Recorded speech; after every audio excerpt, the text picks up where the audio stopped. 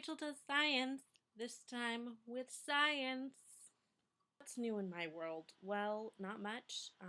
It is crazy hot today. The scientific term for this temperature is hot as balls. I have a blog, and I occasionally blog there, not lately. My thesis is actually due on Wednesday, so lately I've been mostly just editing it, which basically looks like this.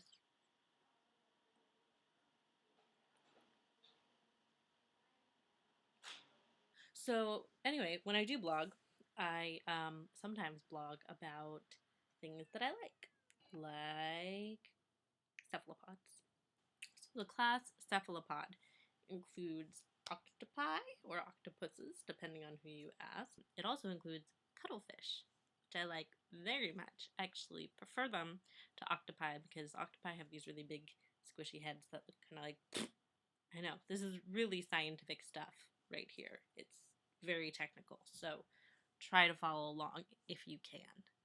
But cephalopods in general are crazy intelligent. Octopus and cuttlefish have incredible dexterity in their tentacles. They actually sort of see you with your tentacles. I'm not describing this well, which is terrible because I'm supposed to be good at explaining science. There's a piece about octopi by Montgomery, which is one of the best long-form pieces I read in 2011 and actually makes me cry like every time I read it.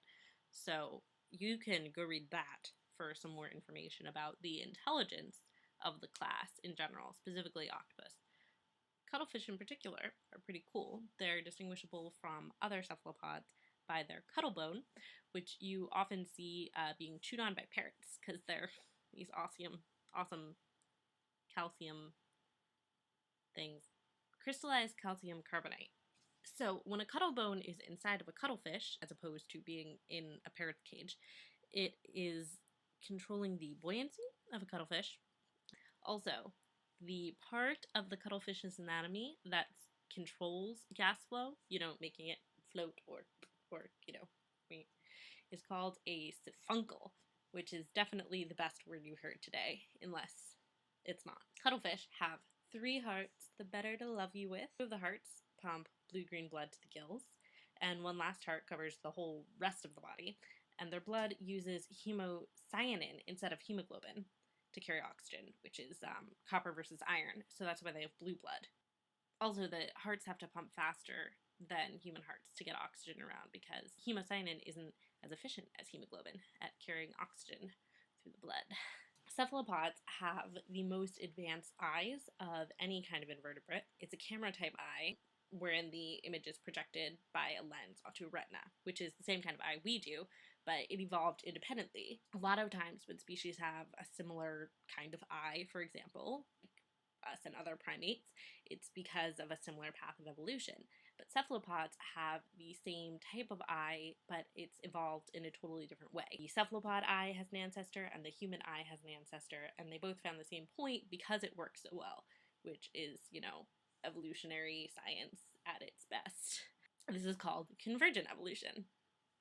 Cuttlefish and their other cephalopod brethren don't see color, but they can see the polarization of light. It's generally accepted that cuttlefish start using their eyes fully functionally while they're still in their eggs. So, constant vigilance. Sepia ink is named for the cuttlefish, genus Sepia. The ancient Greeks loved them some cuttle juice, but luckily we manufacture it now. Cuttlefish can change their color at will.